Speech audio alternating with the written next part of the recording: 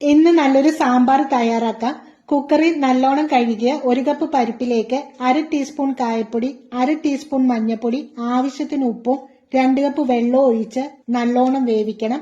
നാരങ്ങ വലുപ്പത്തിൽ പുളി കുറച്ച് വെള്ളം ഒഴിച്ച് ഒരു പാത്രത്തിൽ മാറ്റി വെച്ചിട്ടുണ്ട്. പച്ചക്കറികൾ മുറിച്ചത് ഒരു പാത്രത്തിലിട്ട് കുറച്ച് വെള്ളവും ഉപ്പും മഞ്ഞൾപ്പൊടിയും ചേർത്ത് വേവിച്ചെടുക്കണം.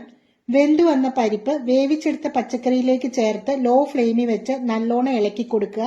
ഒരു പാൻ ഗ്യാസ് സ്റ്റോപ്പിൽ വെച്ച് 1.5 ടേബിൾ സ്പൂൺ കാശ്മീരി മുളക് പൊടി, 1.5 ടേബിൾ സ്പൂൺ മല്ലിപ്പൊടി, 1/2 ടീസ്പൂൺ മഞ്ഞൾപ്പൊടി, 1/2 ടീസ്പൂൺ ഉലുവാപ്പൊടി, 1/2 ടീസ്പൂൺ കായപ്പൊടിയും കൂടി ചേർത്ത് പച്ചമണം മാറുന്നവരെ തീരെ ലോ ഫ്ലെയിമിൽ മൂപ്പിച്ച് പുളി പിഴിഞ്ഞ വെള്ളം ഇതിലേക്ക് ഒഴിച്ച് നല്ലോണം മിക്സ് ആക്കി വെന്തു വന്ന പച്ചക്കറിയുടെയും പരിപ്പിന്റെയും കൂട്ടിലേക്ക് ചേർത്ത് 5 മിനിറ്റ് മീഡിയം ഫ്ലെയിമിൽ തിളപ്പിക്കുക. ഒരു പാൻ ഗ്യാസ് സ്റ്റോപ്പിൽ വെച്ച് എണ്ണ ഒഴിച്ച് ചൂടാവുമ്പോൾ കടുകിട്ട് പൊട്ടിക്കുക. സാമ്പാറിന് വേണ്ടുന്ന വെണ്ടയ്ക്ക ചേർത്ത് ഒന്ന് വഴന്നു വരുമ്പോൾ വറ്റൽമുളകും കറിവേപ്പിലയും മൂപ്പിച്ച് സാമ്പാറിലേക്ക് ചേർക്കാം. Thank you for watching.